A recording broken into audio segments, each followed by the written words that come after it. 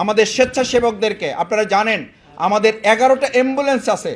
আলহামদুলিল্লাহ এই অ্যাম্বুলেন্সগুলোতে যখন গুলিবিদ্ধ রুগীরা হাসপাতালে গিয়েছে, মায়েরা বাবারা আমাদেরকে ফোন করে বলেছে, ভাই কোনো হাসপাতালের অ্যাম্বুলেন্স এখানে আসতে দিচ্ছিল না, এই হাসপাতাল এই অ্যাম্বুলেন্সটা কোথা থেকে আপনারা পাঠিয়েছেন? আমরা তখন ওই ভাইকে, ওই বোনকে, ওই মাকে, ওই স্বামীকে, ওই ভাইকে আমরা বলেছি, ভাই দোয়া করবেন, এটা বাংলাদেশ জামাত ইসলামের পক্ষ থেকে পাঠানো হয়েছে।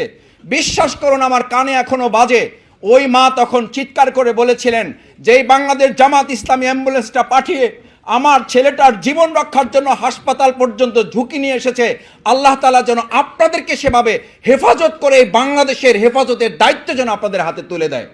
সম্মানিত ভাইয়েরা, বাংলাদেশ জামাত ইসলামী এই কার্যক্রমগুলো পরিচালনায় আমাদের সম্মানিত মহানগরী আমির, আমরা যখন ঢাকা মেডিকেল আহতদের পঙ্গুদের কাছে গিয়ে দাঁড়িয়েছি, এক হাত হারা ভাইয়ের কাছে গিয়ে জিজ্ঞেস করেছি, আপনার একটা হাত কেটে ফেলা হয়েছে, আপনার তো আর একটা হাত আছে মাত্র, আবার যদি দেশের প্রয়োজন হয় তাহলে আপনি কি করবেন?